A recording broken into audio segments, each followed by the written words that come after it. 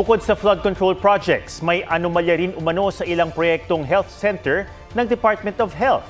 At ang sangkot na contractor ang kumpanya ng mga diskaya. May report si Joseph Moro.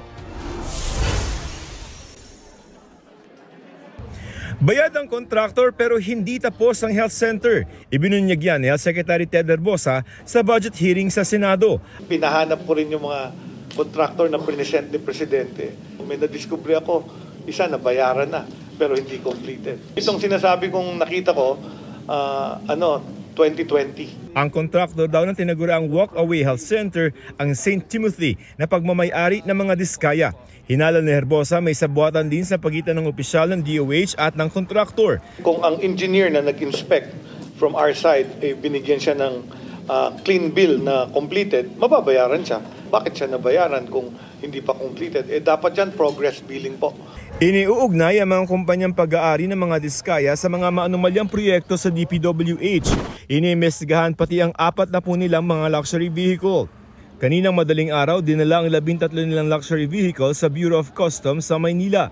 Kahapon ang deadline ng Customs para isumite ang mga dokumento magpapatunay na legal ang pagkakabili sa mga sasakyan. Nag-comply sila sa pagbibigay ng mga dokumento. Hindi kami kumbinsido na tama yung mga dokumento at tama yung mga pinagbayaran.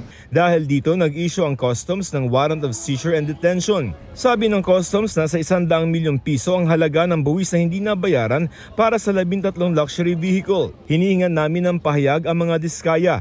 Pinagpapaliwanag naman ng Customs ng 10 nilang tauhan kung bakit nakalabas ng pier ang mga sasakyan ng walang kaukulang dokumento.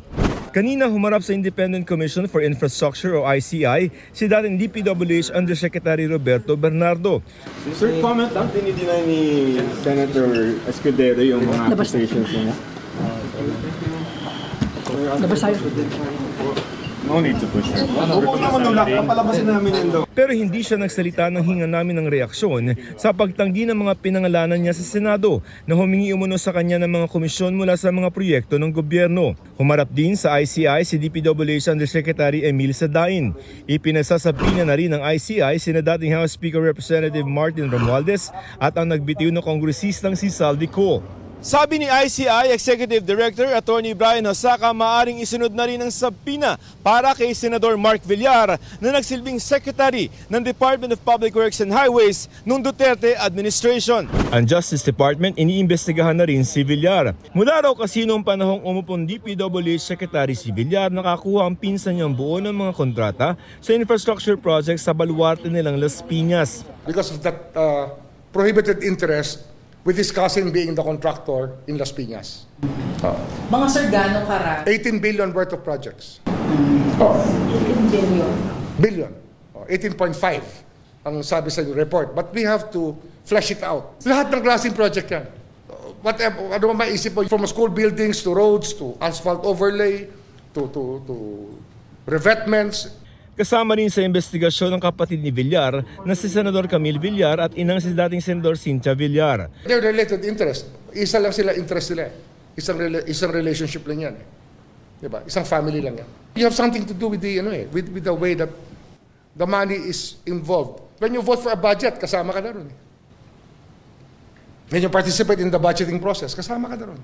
Sinusubukan ng GMA Integrated News na makuha ang panig ng mga Villar. Joseph Morong, nagbabalita para sa GMA Integrated News.